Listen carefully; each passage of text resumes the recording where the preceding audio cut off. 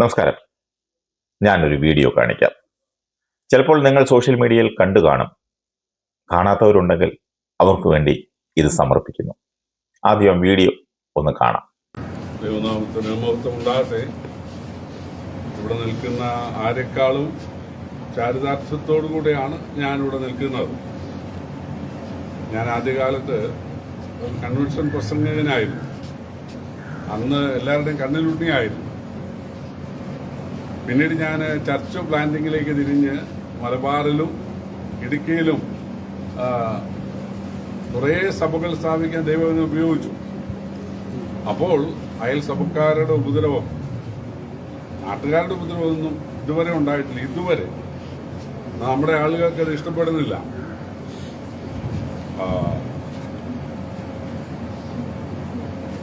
അപ്പോ ഞാന്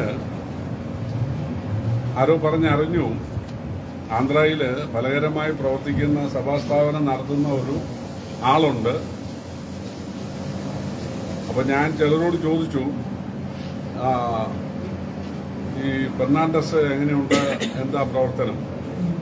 അപ്പൊ എന്നോട് ചിലർ പറഞ്ഞു, അയ്യോ പോകരുത്, പ്രശ്നമാണ്, പുള്ളി ശരിയല്ല.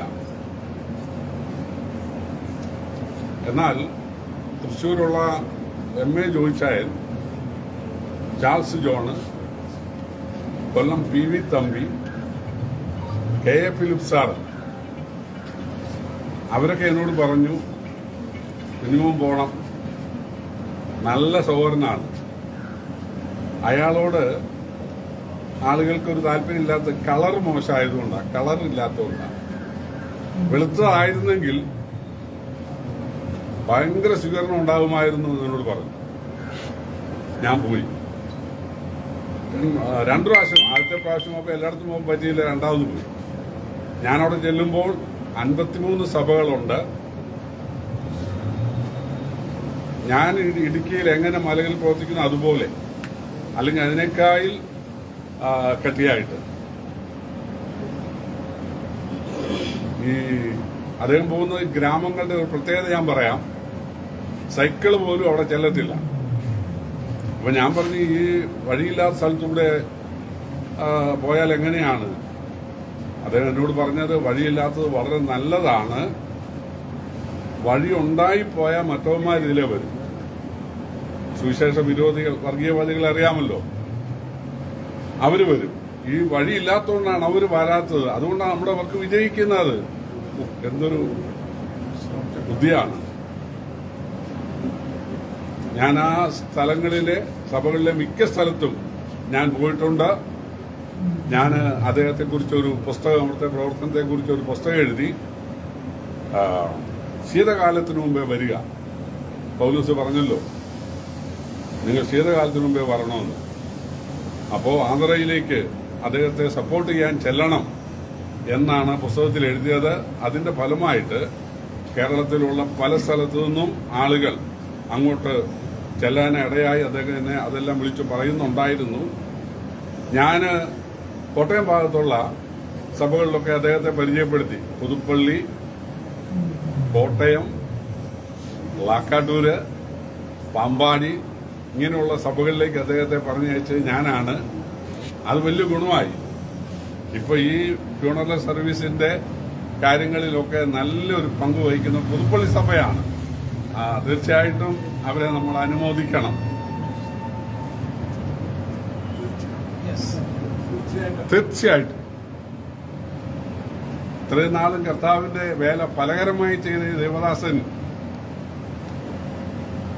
ആരുമില്ലാത്തവനല്ല. ദൈവമക്കളുടെ ഭയങ്കര സ്നേഹവും ഉണ്ട്. ഒന്നും പേടിക്കണ്ട കേട്ടോ. തീർച്ചയായിട്ടും ദൈവമക്കളെല്ലാം ഉണ്ടായിരിക്കും. നീ എനിക്കാരും ഇല്ലല്ലോ എന്നൊന്നും വിചാരിച്ച് കളയരുത്.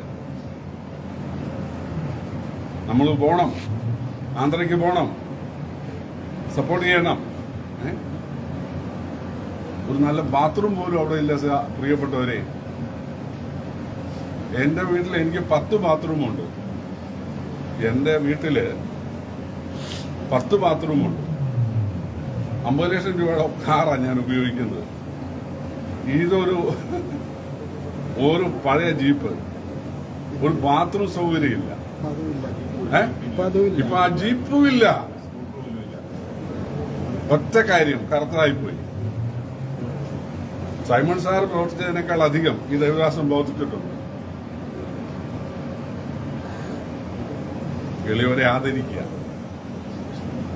ഏതായാലും ഈ സമയത്തെങ്കിലും നിങ്ങൾ വന്നതിൽ എല്ലാവരോടും വളരെ നന്ദിയും കടപ്പാടുമുണ്ട്. ഇത് തുടരണം, പോകണം, സപ്പോർട്ട് ചെയ്യണം, അല്ലേ? കർത്താവ് നമ്മെ ഏവരെയും സഹായിക്കട്ടെ. ഞാൻ എഴുതിയ പുസ്തകം താല്പര്യമുള്ളത് ഞാൻ കൊണ്ടുവന്നിട്ടില്ല. അങ്ങനെ കൊണ്ടുവന്ന് അത് തന്നെ ചെയ്യാറില്ല. ആവശ്യമുള്ളവർ എന്നെ ഒന്ന് വിളിച്ചാൽ ഞാൻ അയച്ചു തരുന്നതാണ്. ദൈവനാമം എടുത്തപ്പെടുന്നത്. Thank you. കണ്ടല്ലോ, ഇത് ആരാണെന്നറിയാമോ? ബ്രദറൻ സഭയുടെ സുവിശേഷകൻ കുഞ്ഞുമൻ തോട്ടപ്പള്ളിയാണ്.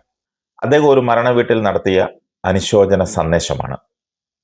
അദ്ദേഹത്തിന്റെ സുവിശേഷ വേലയിൽ എതിർപ്പ് നേരിട്ടിട്ടുള്ളത് ബ്രദറുകാരിൽ നിന്നാണെന്ന് പറയുന്നു. മരണപ്പെട്ട സുവിശേഷകൻ ഒരു കറുത്ത ആളായതുകൊണ്ട് അദ്ദേഹത്തിന് വേണ്ട അംഗീകാരം ബ്രദറുകാർ കൊടുത്തില്ലെന്ന് പറയുന്നു. അദ്ദേഹത്തിന് 10 ബാത്റൂമുള്ള വീടും 50 ലക്ഷത്തിന്റെ കാറുമുള്ളപ്പോൾ മരണപ്പെട്ട സുവിശേഷകന് കറുത്ത ആളായതുകൊണ്ട് ഇതൊന്നുമില്ലാതെ പോയതെന്നും അതിൽ അദ്ദേഹം ഖേദം പ്രകടിപ്പിക്കുകയും ചെയ്യുന്നു.